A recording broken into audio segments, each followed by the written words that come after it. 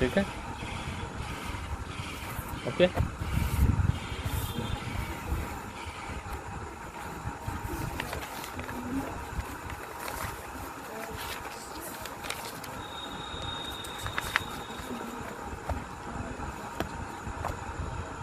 क्या शुरू किया जाए क्या?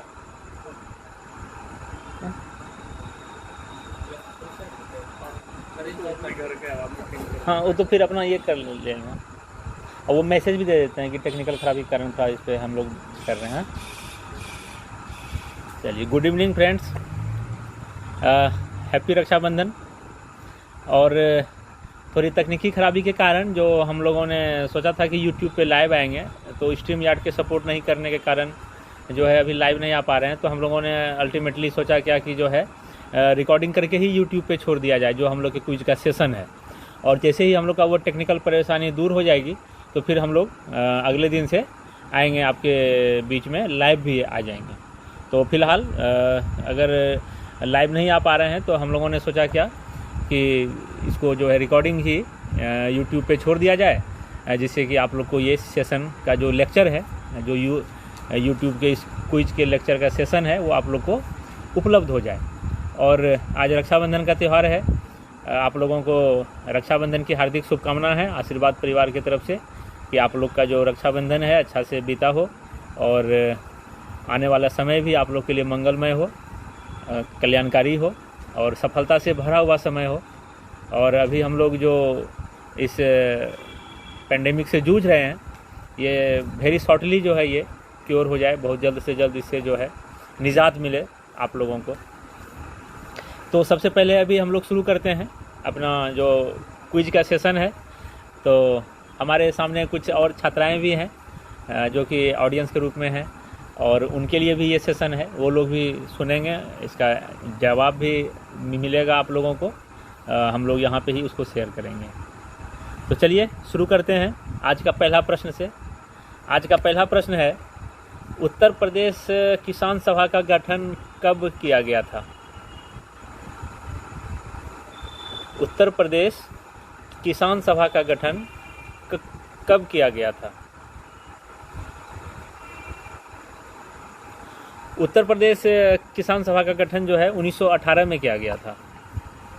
उत्तर प्रदेश किसान सभा का गठन 1918 में गौरी शंकर मिश्र, इंद्र नारायण द्विवेदी और मदन मोहन मालवीय ने की थी।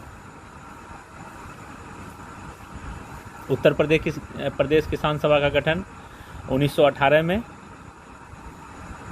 गौरी शंकर मिश्र, इंद्र नारायण द्विवेदी और मदन मोहन मालवीय के द्वारा किया गया था।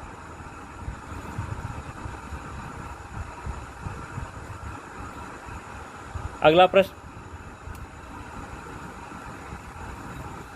जिला न्यायाधीश शब्द संविधान के किस अनुच्छेद में जिक्र है? जिला न्यायाधीश शब्द का जिक्र संविधान के किस अनुच्छेद में है?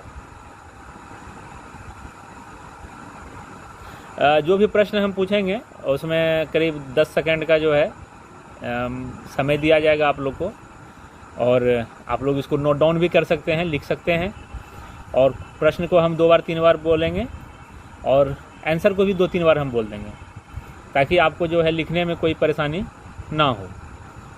तो अभी जो प्रश्न हमने पूछा है कि जिला न्यायाधीश शब्द संविधान के किस अनुच्छेद में इसका जिक्र है?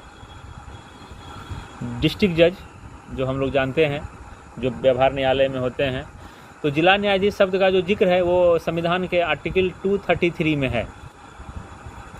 233 अनुच्छेद 233 में जो है जिला न्यायाधीश शब्द का वर्णन है।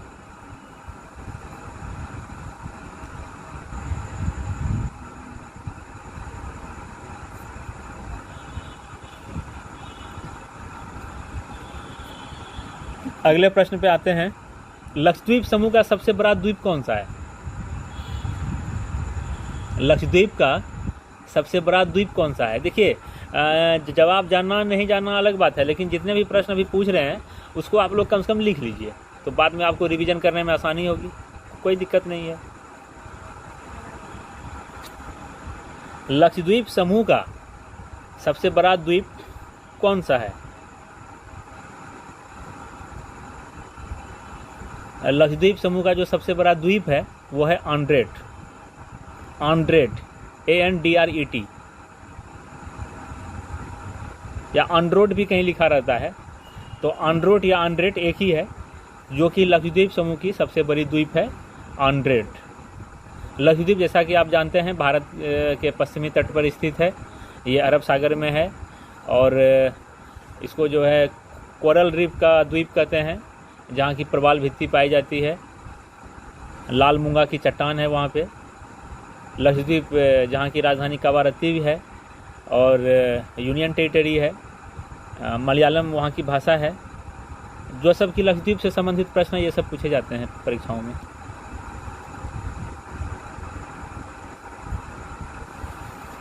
चलिए, उम्मीद करते हैं आप लोगों ने लिख लिया होगा।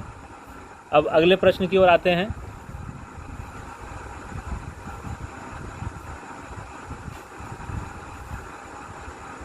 व्यक्तिगत सत्याग्रह की शुरुआत कब और किसके द्वारा की गई थी? व्यक्तिगत सत्याग्रह की शुरुआत कब और किसके द्वारा की गई थी?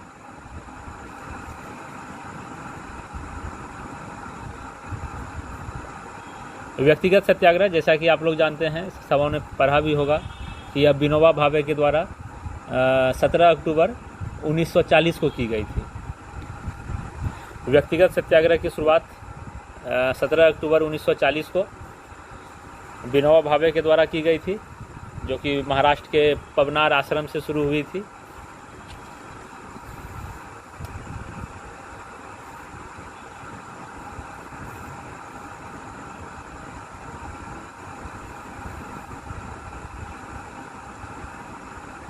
जिसके कि पहले सत्याग्रही कौन थे?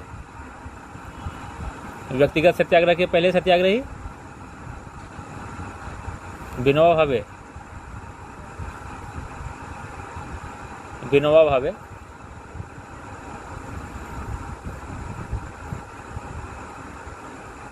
चलिए, अगला प्रश्न।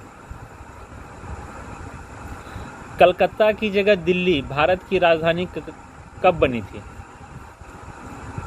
कलकत्ता की जगह दिल्ली भारत की राजधानी कब बनी थी? 1 अप्रैल 1912 को।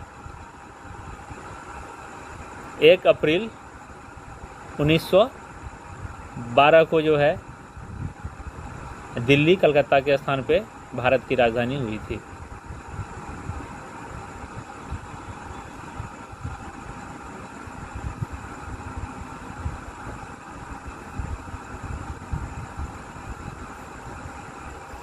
चलिए, अगला प्रश्न है, अगस्त प्रस्ताव किसने प्रस्तुत किया था? अगस्त प्रस्ताव किसने प्रस्तुत किया था? अगस्त प्रस्ताव किसके द्वारा प्रस्तुत किया गया था? अगस्त प्रस्ताव जो है लॉर्ड लिनलिथगो के द्वारा प्रस्तुत किया गया था। अगस्त प्रस्ताव लॉर्ड लिनलिथगो, जो कि भारत के वायसराय थे, उनके द्वारा प्रस्तुत किया गया था 8 अगस्त 1940 को। अगस्त प्रस्ताव जो है लॉर्ड लिनलिथगो के द्वारा 8 अगस्त 1940 को प्रस्तुत किया गया था।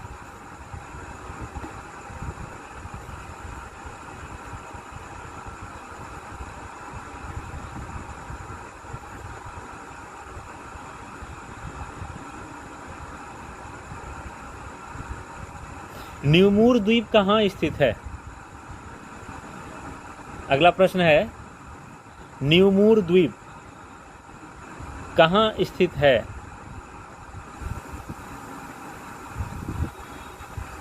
न्यूमूर द्वीप कहाँ स्थित है?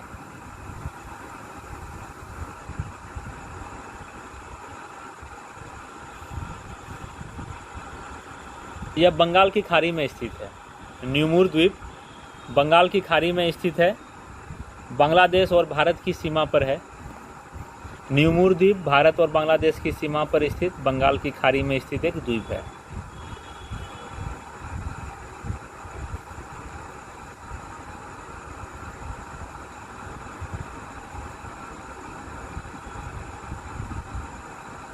न्यूमूर द्वीप बंगाल की खाड़ी में स्थित द्वीप है जो कि भारत और बांग्लादेश की सीमा पर स्थित है।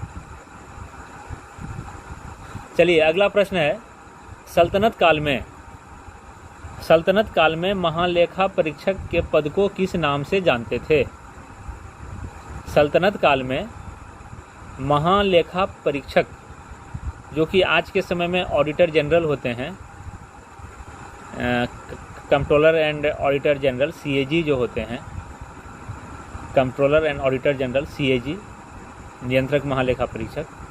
तो सल्तनत काल में महालेखा परीक्षक के पद को किस नाम से जानते थे? तो सल्तनत काल में महालेखा परीक्षक के पद को मुस्तौफी-ए-ममालिक के नाम से जानते थे। सल्तनत काल में महालेखा परीक्षक के पद को मुस्तौफी-ए-ममालिक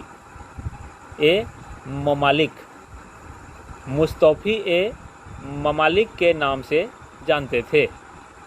मुस्तौफी-ए-ममालिक सल्तनत काल में महालेखा परीक्षक के पद।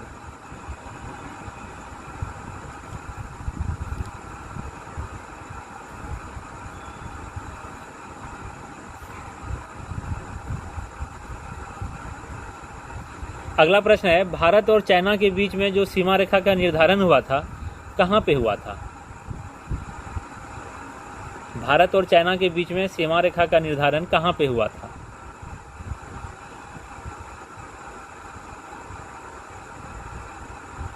ये शिमला में हुआ था 1914 में, जिसको कि मैकमोहन रेखा के नाम से जानते हैं। भारत और चाइना के बीच सीमा रेखा का निर्धारण शिमला में 27 अप्रैल 1914 को हुआ था।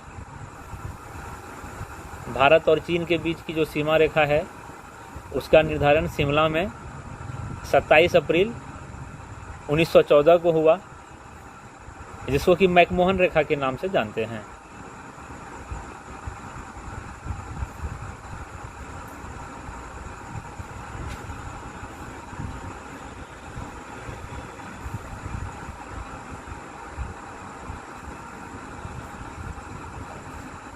चलिए अगला प्रश्न है, हड़प्पा का जो स्थल है धौलावीरा, उसकी खोज किसने की थी? धौलावीरा, हड़प्पा सभ्यता का जो स्थल है धौलावीरा, उसकी खोज किसने की थी? RS बिष्ट ने। धौलावीरा का खोज RS बिष्ट ने किया था।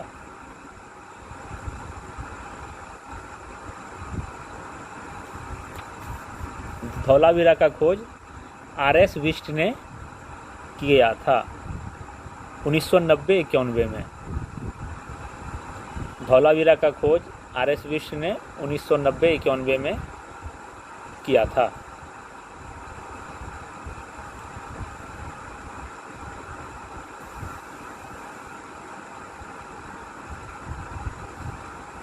चलिए अगला प्रश्न है, पृथ्वी और सूर्य के बीच में सबसे कम दूरी, निम्नतम दूरी कब होती है? पृथ्वी और सूर्य के बीच में निम्नतम दूरी, लोएस्ट डिस्टेंस, जिसको कि उपसौर भी कहते हैं, उपसौर।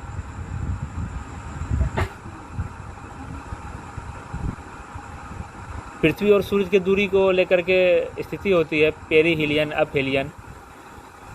तो उसी में ये प्रश्न आता है कि पृथ्वी और सूर्य के बीच की जो न्यूनतम दूरी है वो कब होती है?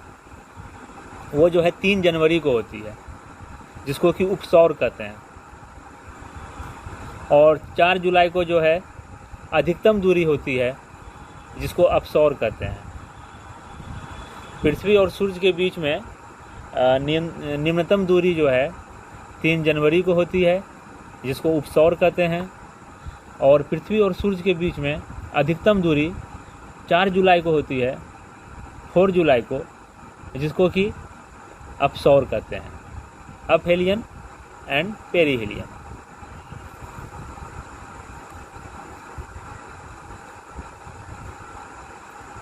चलिए अगला प्रश्न है, तारे के टिमटिमाने का कारण क्या है? प्रकाश के किस घटना के कारण तारे टिमटिमाते हुए प्रतीत होते हैं? तारे का टिमटिमाना प्रकाश के अपवर्तन के कारण होता है। तारे का टिमटिमाना जो है प्रकाश के अपवर्तन के कारण होता है।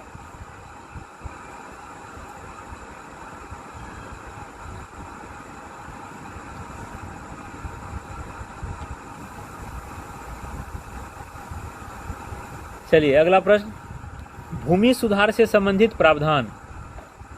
भूमि सुधार से संबंधित प्रावधान संविधान के किस अनुसूची में है? भूमि सुधार से संबंधित प्रावधान संविधान के किस अनुसूची में है?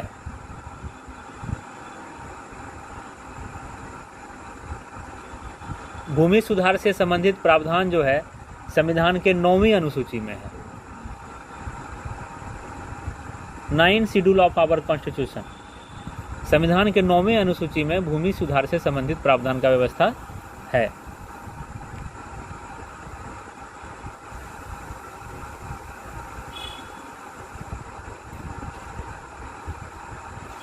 चलिए अगला प्रश्न है, आप लोग लिखते भी जाइएगा, जो याद रहेगा ठीक है, जो नहीं भी रहे याद उसको आप लोग जो है लिखते जाइएगा।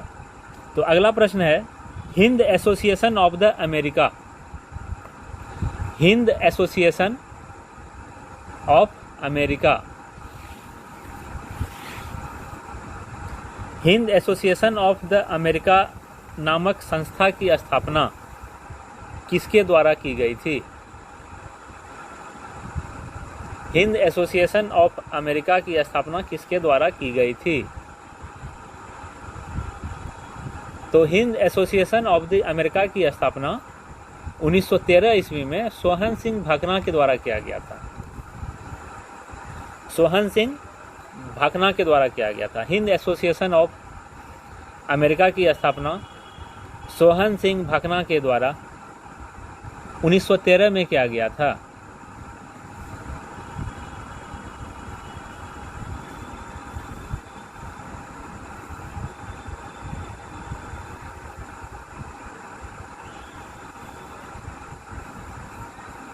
चलिए अगला प्रश्न है, कांग्रेस समाजवादी पार्टी की स्थापना किसके द्वारा की गई थी? कांग्रेस समाजवादी पार्टी की स्थापना किसके द्वारा की गई थी, जिसको कि कांग्रेस सोशलिस्ट पार्टी भी कहते हैं? तो कांग्रेस समाजवादी पार्टी की स्थापना 1934 में आचार्य नरेंद्र देव के द्वारा की गई थी। कांग्रेस समाजवादी पार्टी की स्थापना 1934 में आचार्य नरेंद्र देव के द्वारा की गई थी।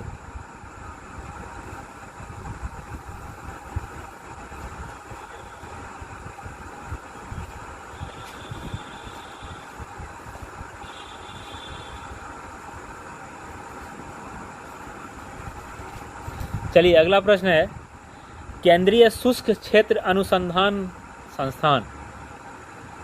केंद्रीय शुष्क क्षेत्र अनुसंधान संस्थान कहाँ है? केंद्रीय शुष्क क्षेत्र अनुसंधान संस्थान कहाँ स्थित है? केंद्रीय शुष्क क्षेत्र अनुसंधान संस्थान राजस्थान के जोधपुर में है। केंद्रीय शुष्क क्षेत्र अनुसंधान संस्थान राजस्थान के जोधपुर में है।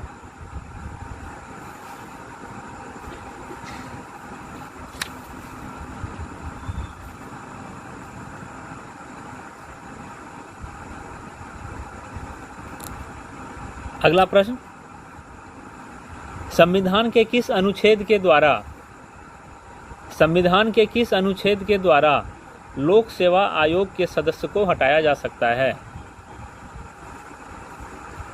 संविधान के किस अनुच्छेद के द्वारा लोक सेवा आयोग के सदस्य को हटाया जा सकता है? तो ये संविधान का अनुच्छेद है 317। संविधान के आर्टिकल 317 के तहत लोक सेवा आयोग के सदस्य को हटाया जा सकता है।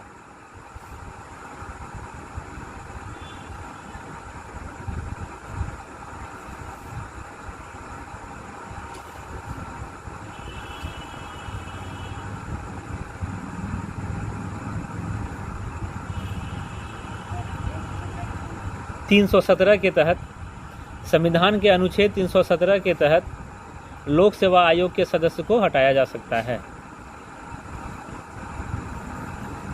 क्योंकि हम लोग जानते हैं कि संघ लोक सेवा आयोग जो है उसका जिक्र संविधान के अनुच्छेद 315 में है और लोक सेवा आयोग के सदस्य को अनुच्छेद 317 के तहत हटाया जा सकता है। चलिए अगला प्रश्न, प्रोड्यूसर गैस किसका मिश्रण है? प्रोड्यूसर गैस किसका मिश्रण है? प्रोड्यूसर गैस जो है नाइट्रोजन और कार्बन मोनोऑक्साइड का मिश्रण है। प्रोड्यूसर गैस नाइट्रोजन एवं कार्बन मोनोऑक्साइड का मिश्रण है।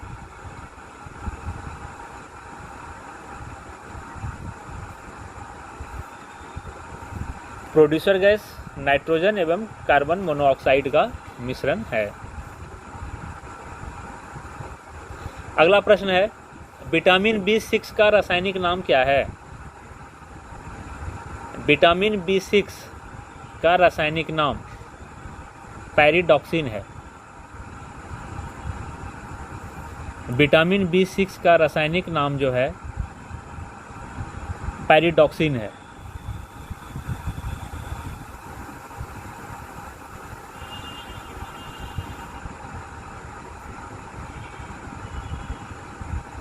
चलिए अगला प्रश्न है, गोईपोरिया समिति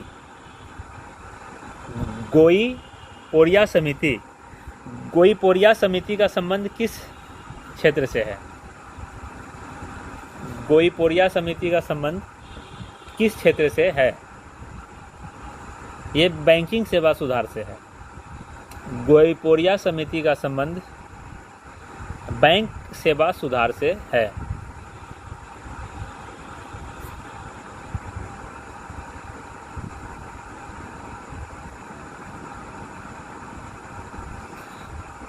गोईपोरिया समिति बहुत बार एग्जाम में पूछा गया एक प्रश्न है, इसको ध्यान रखिएगा।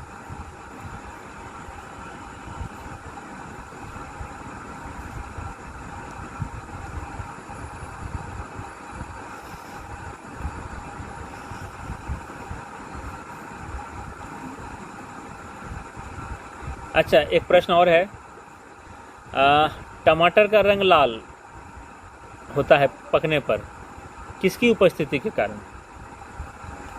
लाइकोपीन की उपस्थिति के कारण। टमाटर का लाल रंग लाइकोपीन की उपस्थिति के कारण होता है। टमाटर का लाल रंग लाइकोपीन की उपस्थिति के कारण होता है।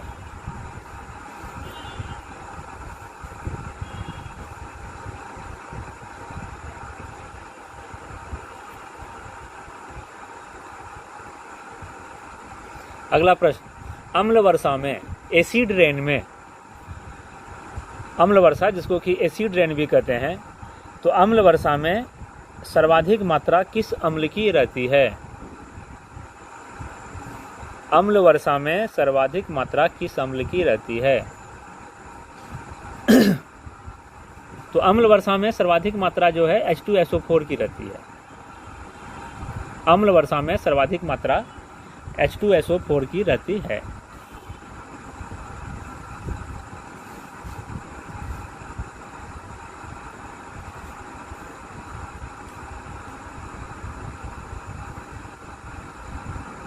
चलिए अगला प्रश्न है, कांग्रेस के सूरत अधिवेशन में अध्यक्ष कौन थे?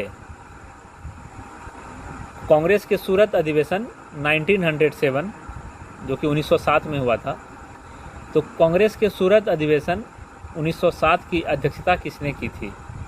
बहुत बार एग्जाम में पूछा भी गया है, बहुत बार आया भी है।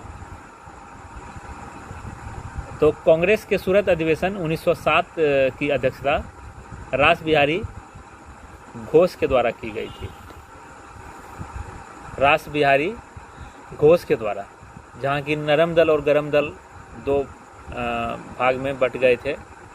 कांग्रेस का विभाजन हुआ था नरम दल और गरम दल में, एक्सट्रीमिस्ट एंड मॉडरेटर में।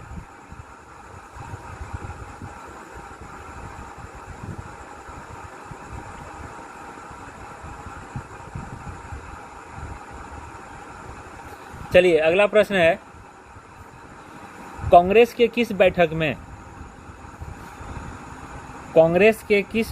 में असहयोग आंदोलन वापस लेने का निर्णय लिया गया?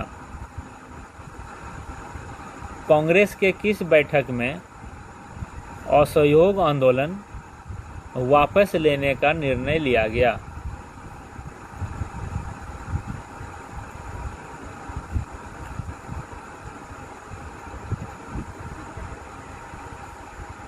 बारह फरवरी 1922 के बारदोली में संपन्न बैठक में 12 फरवरी 1922 12 फरवरी 1922 को बारदोली में संपन्न बैठक में असहयोग आंदोलन को वापस लेने का निर्णय लिया गया। तो 12 फरवरी 1922 को असहयोग आंदोलन को वापस ले लिया गया था। जानते ही हैं चौरी चौरा का जो घटना हुआ था 5 फरवरी 1922 को। उसके बाद बारदोली में 12 फरवरी 1922 को कांग्रेस की बैठक हुई, जिस बैठक में असहयोग आंदोलन को पूर्ण रूप से वापस ले लेने का निर्णय लिया गया था। असहयोग आंदोलन जो गांधी जी के द्वारा 1920 में शुरू हुआ था, 1 अगस्त 1920 को यह आंदोलन शुरू हुआ था, नॉन कॉपरेशन मूवमेंट। और गांधी जी ने जब इस आंदोलन को चौरी चौरा के उपरांत वापस लिया तो कांग्रेस के अंदर भी बहुत सारा विरोध की बातें उठी थी। देशव्यापी असंतोष भी देखने को मिला था कि गांधी जी के इस निर्णय से बहुत सारे लोग सहमत भी नहीं थे, लेकिन ये निर्णय ले लिया गया कि अब असहयोग आंदोलन आगे नहीं चलना है। और सुभाष चंद्र बोस ने इसी आंदोलन को वापस लेने के उपरांत कहा था कि ये राष्ट्रीय आपदा से कोई कम निर्णय नहीं है, ये जो निर्णय गांधी जी ने लिया है ये राष्ट्रीय आपदा की तरह है और आने वाली पीढ़ी आपको कभी माफ़ नहीं करेगी। सुभाष चंद्र बोस के द्वारा, गांधी जी के द्वारा जो असहयोग आंदोलन को वापस लिया गया था, उस उपलक्ष्य में ये बात सुभाष चंद्र बोस ने कही थी। चलिए अगला प्रश्न है, अमृतसर शहर की स्थापना किसने की थी? किस सिख गुरु ने अमृतसर शहर की स्थापना की थी?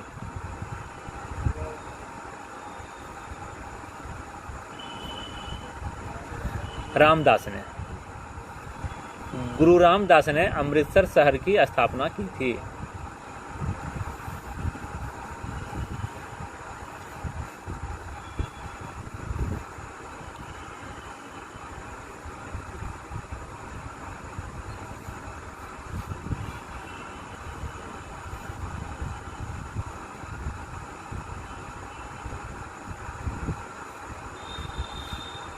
चलिए अगला प्रश्न,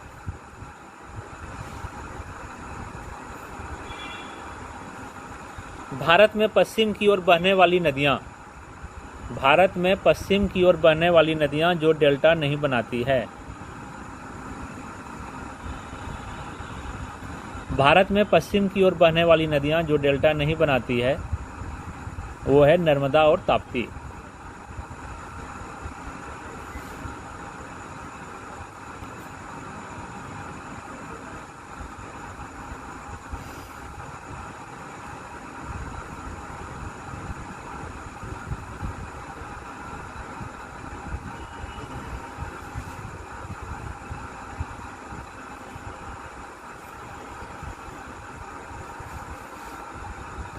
अगला प्रश्न, इको मार्क। इको मार्क किसके द्वारा प्रदान किया जाता है? इको मार्क किसके द्वारा दिया जाता है? इको मार्क जो कि पर्यावरण के अनुकूल जिसको समझा जाता है, जिस प्रोडक्ट को, उस पर इको मार्क का सिंबल दिया जाता है, यह किसके द्वारा दिया जाता है? Eco mark. इको मार्क जो है ब्यूरो ऑफ इंडियन स्टैंडर्ड के द्वारा दिया जाता है। Eco mark bureau of Indian standard के द्वारा दिया जाता है, जो कि सन 1991 से दिया जा रहा है। Eco mark bureau of Indian standards के द्वारा, ब्यूरो ऑफ इंडियन स्टैंडर्ड्स के द्वारा इको मार्क दिया जाता है, जो कि सिंस 1991 ईस्वी से दिया जा रहा है। इको मार्क उन उत्पादों के लिए दिया जाता है जो कि पर्यावरण के प्रति मैत्रीपूर्ण हो, जो पर्यावरण के प्रति इको फ्रेंडली जो आप कहते हैं, जो कि पर्यावरण के प्रति मैत्रीपूर्ण होते हैं, उसी उत्पाद में इको मार्क दिया जाता है। और ये ब्यूरो ऑफ इंडियन स्टैंडर्ड्स के द्वारा दिया जाता है 1991 से, 1991 से।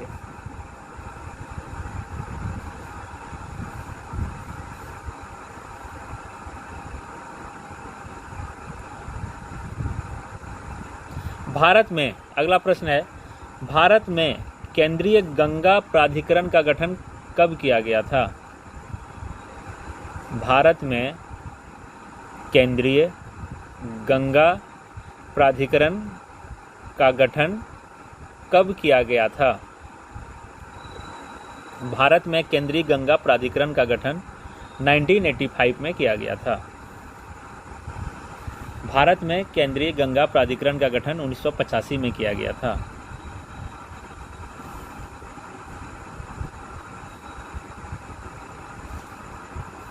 चलिए अगला प्रश्न है, industrial development bank of India IDBI की स्थापना कब हुई थी? बहुत सारे प्रश्न तो आप लोग जानते भी होंगे, लेकिन जो मेरा उद्देश्य है कि सभी तरह के प्रश्न का समन्वय होना चाहिए, सभी तरह के प्रश्न का मिश्रण होना चाहिए। Industrial development bank of India IDBI की स्थापना 1964 में हुई थी, 1964 में हुई थी।